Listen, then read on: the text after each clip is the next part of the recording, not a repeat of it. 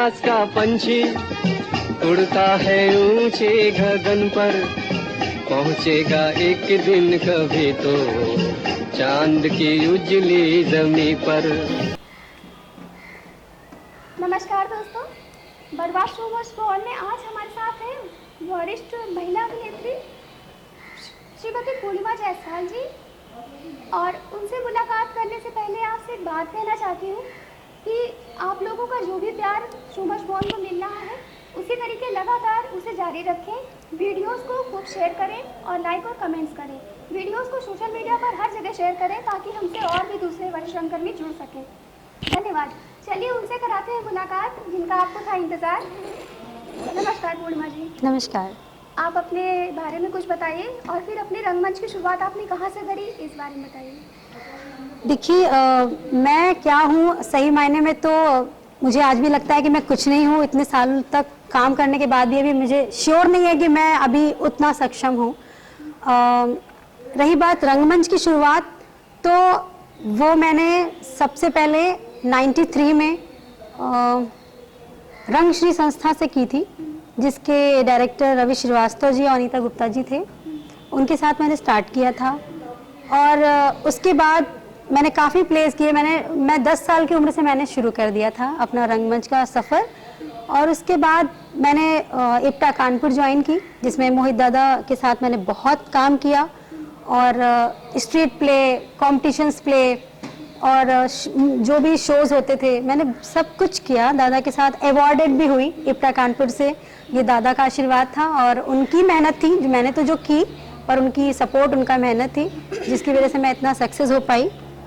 और उसके बाद फिर मैं तक्षशिला ग्रुप से जुड़ी, जिसमें डॉक्टर राजेंद्र वर्मा जी के साथ मैंने बहुत सारे मराठी प्लेस थे जो हिंदी उसका वर्जन था, उसमें मैंने किया। फिर अनुकृति, दर्पण, जिसमें कि एनएसडी के डायरेक्टर्स आते थे, मैंने उनके साथ भी बहुत काम किया। और पीएस निगम जी का सपोर्ट रहा, मैंने उनके साथ भी, ये मेरा सौभाग्य है कि मैंने उनके साथ बहुत अच्छे अच्छे प्लेस किए। और बस इसी तरह से चलता रहा। अच्छा, तो ये बताइए आपका पहला नाटक किस सन का था और उसमें किसके अंडर में आपने करा था, डायरेक्ट किसने करा? जी, मैंने 93 में आपको बताया कि मैंने रंगश्री संस्था के थ्रू किया था, जिसमें मैं 9-10 साल की थी। और पहला प्ले मेरा था इंस्पेक्टर मातादीन चांद पर, जिसमें मैंने इंस्पेक्टर मातादीन चांद की बेटी का रोल किया था। अच्छा, वो आपका सबसे बेस्ट था? जी, बेस्ट तो था ही। और वो मैं इतना नहीं कह सकती क्योंकि मैं बहुत छोटी थी और मुझे शौक लगा हुआ था। एक्चुअली मैं शुरू से डांसर रही हूँ और मैं 5 साल की उम्र से डांस कंपटीशन ही लड़ती रही हूँ। तो मैं थिएटर में, मेरा कोई रुझान नहीं था। ये मुझे मेरे भाई के इंस्पिरेशन मुझे भाई से मिली। मेरे छोटे वाले ब्रदर जॉब करते थे। सपोर्ट था आपको? जी, घर से पूरा सपोर्ट था। क्योंकि अधिकतर लड़कियों को होता है ना कि नहीं, थिएटर नहीं करना है। जी, ऐसा होता है, पर सबसे ज़्यादा सपोर्ट मेरी मम्मी का था, जो आज इस दुनिया में नहीं है। और सही मायने में आज जो भी मैं कुछ कर पाई हूँ या कर रही हूँ, सब उन्हीं की वजह से। अच्छा, आपको क्या लगता है तब का रंगमंच और अब कर आजकल जो बच्चे करते हैं, कुछ फर्क है आपको दिखता?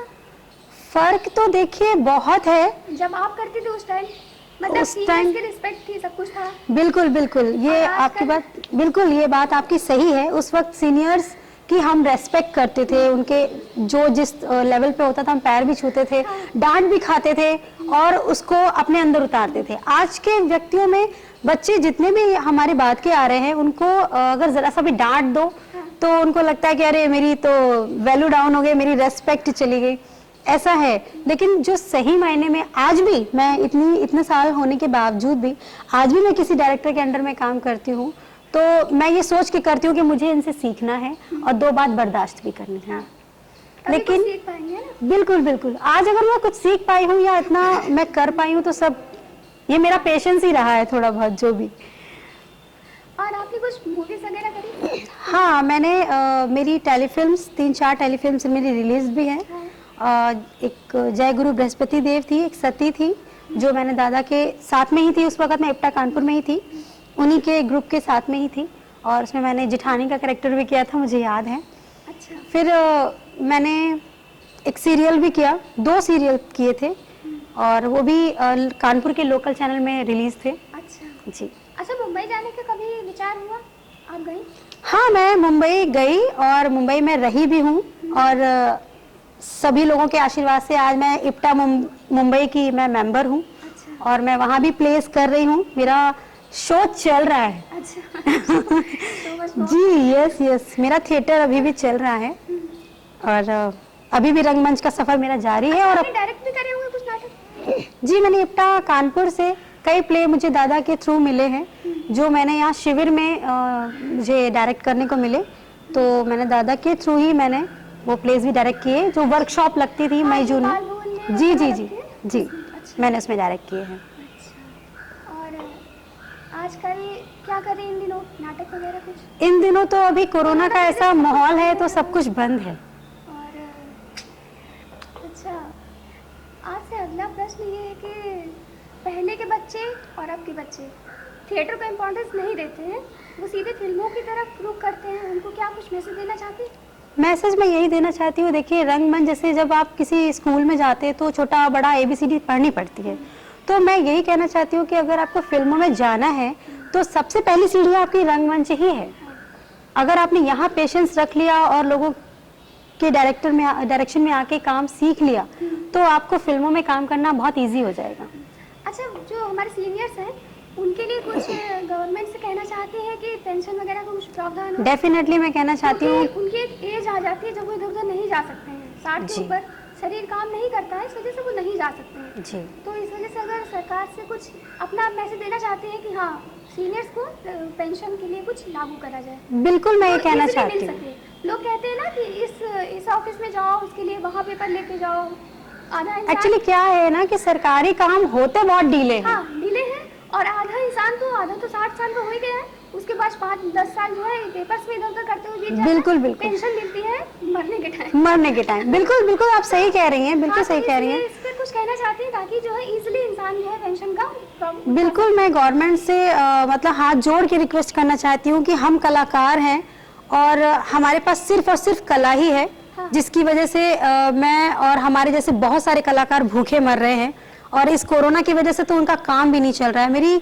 सरकार से दरखास्त है कि वो प्लीज़ प्लीज़ मुझ जैसे बहुत सारे कलाकारों को और जो सीनियर सिटीजन्स हैं उनके लिए भी कुछ करें, और उनको पेंशन टाइम टू टाइम मिल जाए। इतनी भाग दौड़ अगर वो करेंगे तो उनको क्या मरने के टाइम पे पेंशन मिलेगी तो क्या फ़ायदा, जिससे कि उनका घर भी ना चल सके। तो मेरी रिक्वेस्ट है गवर्नमेंट से कि प्लीज़ उनकी हेल्प करें। अभी हम लोगों ने कई लोगों को ऐसा मतलब इंटरव्यू करा है जिन लोगों के पास अपना पर्सनली घर तक नहीं है रहने को। हाँ, बहुत सारे लोग ऐसे हैं जो सिर्फ और सिर्फ उनके बच्चे स्कूल तक नहीं जाते हैं। वो यही बोल रहे हैं कि अगर हम इस कला को रखते हैं, ये किस काम की है, इसमें सरकार से तो कुछ मिलना नहीं है, ठीक, इसमें फ्यूचर कुछ है नहीं, तो वो अगर अपनी लोक कला को नहीं बचाएंगे तो कल के बच्चे क्या सिर्फ ये मशीनी युग में जिएंगे। देखिए कला तो सही मायने में देखा जाए तो कला दिल से निकलती है, और आज हम लोग भी जो भी कला कर रहे हैं तो ये शौकिया कर रहे हैं, क्योंकि हमें इससे कुछ फायदा तो होना नहीं है, कुछ नहीं मिलता है, ये सिर्फ शौकिया कर रहे हैं। लेकिन अगर गवर्नमेंट से भी अगर हमें थोड़ी सी रियायत मिल जाए तो शायद, जैसे आज मैं जुड़ी हूँ और अगर मुझे भी गवर्नमेंट से कुछ सहायता मिली तो शायद मैं अपने आने वाली जो भी मेरी पीढ़ी होगी मैं उसको भी कहूँगी कि हाँ डेफिनेटली इसमें करो। क्योंकि आज के बच्चे जब वो कहेंगे कि मम्मी आप तो कुछ, आपको तो क्या मिला इतने साल काम करके, या किसी से भी, तो फिर कहेंगे आपने तो इतनी जिंदगी बिता दी, आपको तो कुछ मिला नहीं, हमें हमारी लाइफ में रहने दो। हाँ, जाहिर सी बात है नहीं। तो देखिए अब जैसे कि अगर सभी अगर एक कहते नहीं कि साइंटिस्ट बन जाएंगे तो जो एक कला के थ्रू इंसान समाज का जो है हिस्सा होता है, समाज का मेन हिस्सा है आपके अंदर। अगर हर चीज के लिए क्रिएटिविटी है तो ही आप एक इंसान हो। बिल्कुल बिल्कुल। ठीक है। और मुझे ऐसा लगता है कि रंगमंच का जितने भी लोग हैं, हाँ। कहीं ना कहीं उनके अंदर इंसानियत रहती है। वो जिस लायक, जिस क्षमता, जितनी भी उनकी क्षमता होती है वो एक दूसरे की रेस्पेक्ट करते हैं, दिल के अच्छे होते हैं। बिल्कुल बिल्कुल अच्छे होते हैं। हाँ। और दूसरी बात है, अगर हम लोग अगर कला को ही नहीं इम्पोर्टेंस देंगे तो क्या सारे बच्चों को साइंस पढ़ा के आकाश में भेजने का ये तो खैर ये तो आपकी बात सही है कि मतलब कला को भी रुझान देना चाहिए, लेकिन वही है ना कि अगर गवर्नमेंट सपोर्ट करे तो कला का भी एक स्तर हो सकता है। अब देखिए, अब रंगमंच में इतने सारे प्लेस होते हैं। हमारी जो कानपुर की लोक कला है नौटंकी, उसमें कोई सपोर्ट नहीं होता। हाँ, उसी में है हमारे प्रेमनाथ जी, उनका हम लोगों ने इंटरव्यू करा था वो बोले हैं, खुद उन्होंने बोला है ये बात जी कि जो है सरकार को हम लोगों के लिए सोचना चाहिए, क्योंकि बिल्कुल। देखिए मैं भी नौटंकी एक मैंने बहुत सीखी है। हाँ। और मैंने नौटंकी फॉर्म पे बहुत सारे मैंने नौटंकियाँ की हैं, गवर्नमेंट शोज भी किए हैं। और मैंने हरिश्चंद्र जी से भी बहुत कुछ सीखा है, मैंने मधु अग्रवाल जी से भी बहुत सीखा है, मैंने उनकी वर्कशॉप भी की है। और मैंने बहुत सारे, मतलब इतना तो नहीं कह सकती कि बहुत ज़्यादा एक्सपीरियंस है, लेकिन हाँ 10 साल का तो एक्सपीरियंस मेरा नौटंकी का रहा है जो मैंने सीखा है। और मैं उसको ज़्यादा सपोर्ट करती हूँ, क्योंकि कला जो हमारी खास करके नौटंकी, जो कानपुर की नौटंकियाँ बहुत जगह की है, 3-4 जगह की है, लेकिन कानपुर की नौटंकी लोग नहीं जानते। आप YouTube भी चेक करेंगे तो आपको हाथरस की नौटंकी मिलेगी, पर कानपुर की नौटंकी क्यों नहीं डालते यूपी में? क्योंकि यहाँ जानते नहीं, थोड़ा बहुत जानते। जब अगर आप कोई काम कर रहे हैं या अगर आप उसको YouTube पे डालेंगे, तभी तो लोगों को पता चलेगा कि कानपुर की नौटंकी में और हाथरस की नौटंकी में फर्क क्या है। तो मेरा यही सरकार से कहना है कि कम से कम सरकार जो भी लोक कला के लोग हैं और जो नौटंकी शुरू से करते आ रहे हैं वही उनकी रोजी रोटी है, उसको सपोर्ट करें, उसको एक स्तर दे कि लोगों को पता चले कि कानपुर की नौटंकी एक्चुअल में क्या है। चलिए अच्छा, सिर्फ जो हमारा ये नई शिक्षा नीति आई है इसमें तो चलो एक मतलब ये हो गया कि आप अगर साइंस साइड है तो आर्ट का सब्जेक्ट ज्वाइन कर सकते हैं जी। ये तो अब नया चलिए शुरुआत हो गई, एक अच्छी सरकार की बहुत ही अच्छी कोशिश है ये, ताकि अगर साइंस साइड का बच्चा है तो आर्ट साइड की फील्ड का कोई भी सब्जेक्ट एक ज्वाइन कर सकता है। और अब ये नेक्स्ट ईयर से चालू होगा। खैर अभी इस बारे में आपसे ये जानना चाहते हैं कि आजकल के बच्चों को कुछ मैसेज देना चाहते हैं कि वो थिएटर की मतलब बारीकियों को सीखें पहले। बिल्कुल। अगर आप कोई भी वगैरह में घुस जाती हैं लड़कियां, देखिए ये तो आपकी अपनी इच्छा है कि आप किस फील्ड में जाना चाहते हैं। चले जाते अगर आपको थिएटर में करना है तो पेशेंस रखना होगा। हाँ। अगर आपको फिल्म लाइन में काम करना है तो थिएटर ही एक माध्यम है जो आपको वहां तक पहुंचा सकता है। हाँ। ये मेरा सोचना है। पर आजकल के लोग ये सोचते हैं, जो युवा पीढ़ी है वो सोचती है हमारे पास पैसा है, हम तो पैसा देके फिल्मों में काम कर लेंगे। ऐसा नहीं होता है। अपनी फिल्म ले आएंगे, अपना खुद का बजट हो, लेकिन उससे फायदा क्या है? आप खुद ही डायरेक्टर, आप खुद ही एक्टर, आप खुद ही प्रोड्यूसर, तो वो कौन देखेगा? आप बताइए। आप ही के परिवार वाले देखेंगे, कौन देखेगा? लेकिन जब आपको ABCD ही नहीं आती है तो आप करेंगे क्या? और वहां पे तो रीटेक होते नहीं है। रीटेक वहां नहीं, फिल्मों में रीटेक होते हैं, थिएटर में रीटेक नहीं होते हैं। तो जब आप थिएटर में इतना काम कर लेंगे कि आपको आइडिया लग जाए तो आप 1 टेक में वहां काम करके ना लोगों का दिल भी जीत सकते हैं आराम से। अच्छा, आप अपने कुछ मतलब जो भी आपने नाटक करे उसका अगर कोई अच्छा सा डायलॉग आपको याद हो? जी, मुझे इस वक्त तो कोई नाटक का कोई डायलॉग्स तो नहीं याद है जी। इस वक्त मुझे कुछ भी याद नहीं है। बहुत टाइम बाद मैं एक्चुअली इस फील्ड में, मुझे वापस दादा की इच्छा थी कि मैं एक बार इंटरव्यू मेरा करे। ये दादा का सौभाग्य है कि मैं यहाँ पर हूँ और मैं इंटरव्यू दे रही हूँ। दादा दीदी को बुलाइए। जी जी जी। आप चाहें तो मैं नौटंकी पे जो मैंने प्लेस किए हैं उसकी मैं कुछ गायकी अगर आप कहें तो मैं वो सुना सकती हूँ, क्योंकि वो मुझे कुछ याद भी है। देखिए नौटंकी में वैसे बहुत सारी गायकियाँ होती हैं, बहुत सारी, दोहा है, छंद है, चौपाई है, चौगोला है, तबील है, बहर तबील है, तबील को बहर में कैसे करते हैं, ये सब चीज़ें मैंने सीखी हैं। तो मैं आपको दोहा, तबील और बहर तबील ये तीनों एक साथ में सुना देती हूँ, तो आपको मैं बता भी दूंगी कि ये क्या है एक्चुअली। ठीक है? ऐसे कामों की नहीं अच्छी होती आखिर, अशरफों की नजर में जो के जचे हकीर। ये हमारा दोहा था। डाल के डाका लाखों का लूटा है धन, फिर भी मौजूद है पास पाई नहीं। इस कमाई में सरकार रखा है क्या, जिससे फैले जहां में भलाई नहीं। ये तबील है। इसी को मैं बहर कर दूं या कोई दूसरी मैं आपको बहर में करके सुना देती हूँ।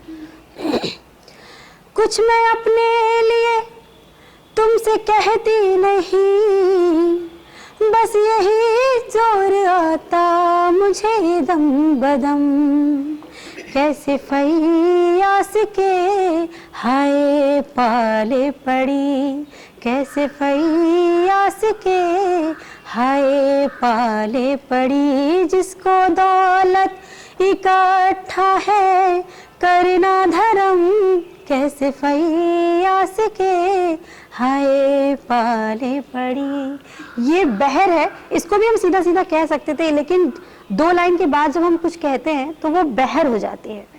और बहर एक तरीके से नहीं होती, कई तरीके से होती है। अच्छा, जो अभी फिल्म सिटी का टॉपिक चला, ठीक जी, ये पास भी हो गया, इस बारे में आपसे कुछ क्वेश्चन पूछे तो आप बिल्कुल बिल्कुल बिल्कुल बिल्कुल। तो ये क्वेश्चन ये है कि हमारे कानपुर में जो भी है रंगमंच है, जो भी प्रेक्षागार है, ठीक है, ये कितने बड़े अमाउंट में दिए जाते हैं नाटक करने के लिए जी। उसमें अगर हम लोग नाटक कर लें, ठीक है, एक बड़ा मतलब 20-25 हज़ार रुपये बहुत बड़ी चीज़ होती है। छोटे बिल्कुल। से अगर हम भी लोग कोई नाटक करें तो 25,000 रुपये लगाना बहुत बड़ी बात होती है, ठीक है। अब देखिए, अगर फिल्म सिटी का तो प्रपोजल पास हो गया, ठीक, कानपुर में चाहते हैं, दादा की भी यही इच्छा है, कानपुर के जो भी सीनियर्स हैं उनकी भी इच्छा है कि कानपुर में एक ऐसा मतलब थिएटर हॉल बने नाटक के पर्पज़ का, जिसको जो है हम लोग आसानी से, उसमें कोई टैक्स वैक्स ना लगे, बस वो स्टेट गवर्नमेंट के अंदर में हो, यहाँ पर अपना ये क्षेत्र का, उसमें हम लोग आराम से नाटक कर सके, उसका कोई चार्ज ना देना पड़े। हाँ, मैं इस बात से बिल्कुल सहमत हूँ। लाइट वाइट का हो वो हम लोग दे सकते हैं। बिल्कुल बिल्कुल, मैं इस बात से सहमत हूँ। बड़ा सा दिया जाता है नहीं अमाउंट की, हाँ हम आपकी आज के टाइम पे नाटक करना इसीलिए इतना डिफिकल्ट वाकई हो चुका है, क्योंकि नाटक एक तो रिहर्सल प्लेस पहले तो अरेंज नहीं है कानपुर में, कहाँ करे। दूसरा, जो मेल फीमेल आर्टिस्ट आते, फीमेल का भी हमें कन्विंस देखना पड़ता है कहीं ना कहीं कि वो, फिर जब हम हॉल लेते हैं तो उसका भी खर्चा, तो इस सही मायने में देखा जाए तो एक बेटी की शादी के बराबर इतना खर्चा आ जाता है। तो मैं यही आपकी बात से बिल्कुल सहमत हूँ कि अगर कोई सेंट्रल गवर्नमेंट या स्टेट गवर्नमेंट के थ्रू अगर कोई हमें हॉल मिल जाए जहाँ पे हम इजीली नाटक, जो खर्चे हैं ऊपरी वो हम दे सकते हैं, जो भी नॉर्मल कैमरामैन का, लाइट का खर्चा है, जो भी हम वो छोटे मोटे खर्चे हैं वो हम दे सकते हैं। पर अगर हॉल ही हमें इतना महंगा मिलेगा तो हम प्ले कैसे कर पाएंगे, हम शोज कैसे कर पाएंगे। तो मैं यही रिक्वेस्ट करना चाहूँगी कि कम से कम कानपुर में इस तरह का हॉल और एक रिहर्सल प्लेस लॉन्च हो कि हर व्यक्ति, क्योंकि शौक सभी रखते हैं प्ले करने का, लेकिन फाइनेंशियली कंडीशंस जहाँ प्रॉब्लम्स क्रिएट करती है उसके आगे हम कोई प्ले शोज नहीं कर पाते। तो मेरा यही कहना है कि सेंट्रल गवर्नमेंट या किसी स्टेट गवर्नमेंट के अंडर में कोई हॉल और एक रिहर्सल प्लेस ही लॉन्च हो जाए कि सभी प्ले कर सके, सभी के शौक पूरे हो सके और कम से कम बजट में। मैंने एक ग्रुप बनाया, उसमें सभी के ऑप्शन चाह रहे हो कि उसमें सबसे ज़्यादा लोग अपने वोट करें। अब देखिए, फिल्म सिटी का एक ऑप्शन आया, देखा जाए तो दिल्ली में भी ऑलरेडी पहले से भी एक सिटी है फिल्म इंडस्ट्री की, कानपुर और लखनऊ में नहीं है। अगर ये चीज कानपुर या लखनऊ में बन जाए तो कानपुर में प्रतिभाओं की कमी नहीं है, बहुत सारे हैं, और आज भी मुंबई में मैक्सिमम कानपुर के लोग काम कर रहे हैं। मैं आपको बताऊं, कानपुर में लोग ये नहीं जानते कानपुर में भी थिएटर होता है।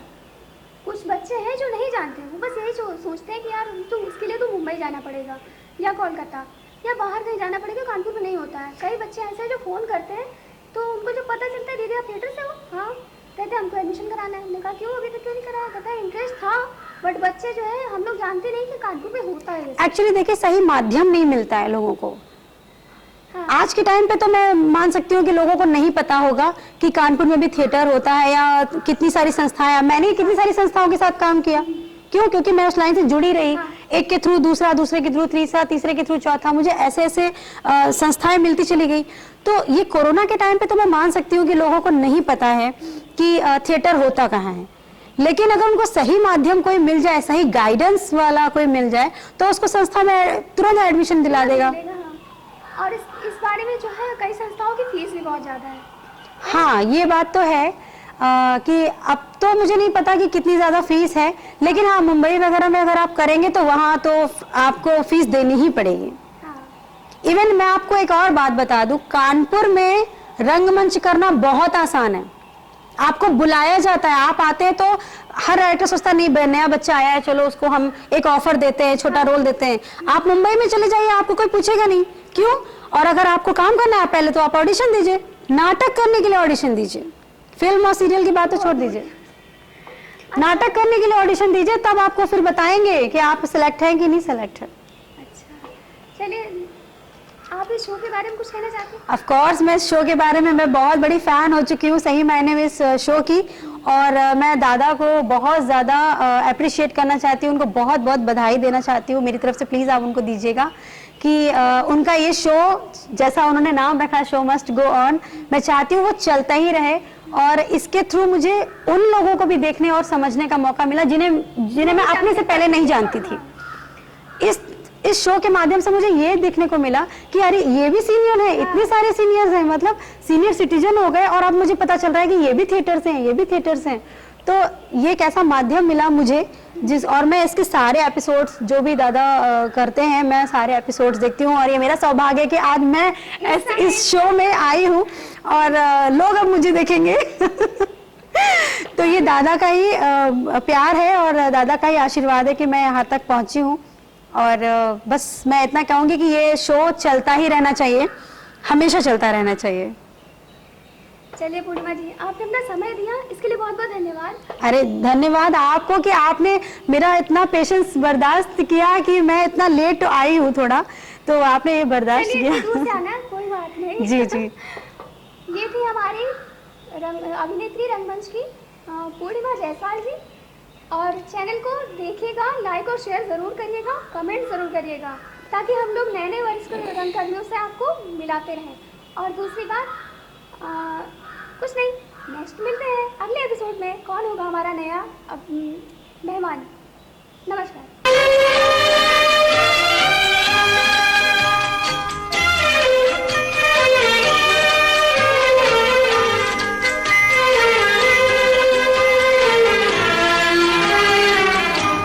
रही न रही हम महका करेंगे, बनके कली बनके सबा बावे वफा में, रही न रही हम।